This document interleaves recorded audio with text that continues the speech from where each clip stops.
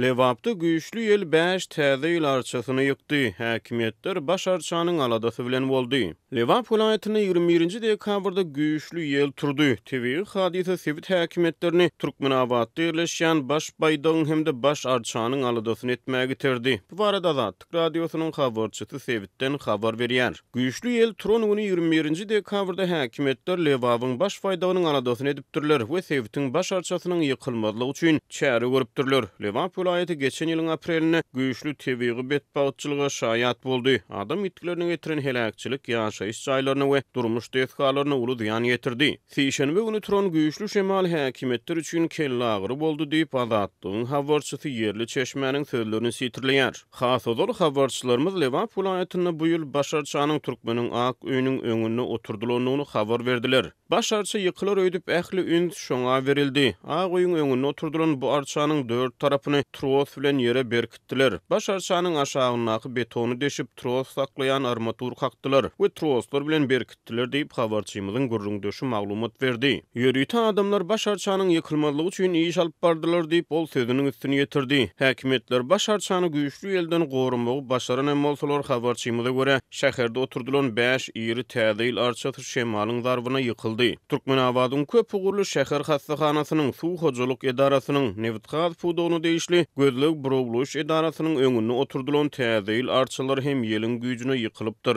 Ýykylan arçalar 21-nji dekabra geçilen gece destine sökülüp aýrylypdyr. Sebäbi ir bilen Serdar Berdimuhammedowyň Lewapy sapar etmegine garaşlýardy. Ol ýykylan arçalary göräýmesin diýip gysgaly ýagdaýda daňatýança arçalaryň oýna başlaryny we bedeg çyralaryny sökdiler diýip çeşme gurrun berdi. Serdar Berdimuhammedow 22-nji dekabrda Türkmenabadyň baş wazyryna aýlandy. Ol ertesi güni Sewiti terk etdi. Munyň ýygyany yerli häkimetler ýeliň zarbyna ýykylan arçalary dikeltmek işlerine täzeden badalga berdiler. 23-nji dekabrda şol arçalary gaýtadan gurnap başladylar diýip çeşme gurrun berdi. Bir awtobus ýolagçysy Azatlyk radiosynyň habarçysy bilen gurrun döşlükde köp ugurly hatdahananyň öňündäki täze ýyl arçasynyň bir gijede ýitirim bolanyny görüp adamlaryň haýran galanyny gurrun berdi. Adamlar bu arça nire ýitirim boldyka diýip birek-birekden soraýardylar diýip awtobus ýolagçysy habarçymyz bilen gurrun döşlükde aýtdy. Azatlygyň habarçylary noýabryň soňky hepdesinde Lewapyň baş arçasynyň bu ýyl şäherde täze açylan ak öýüň öňünde oturdylýanyny habar berdiler.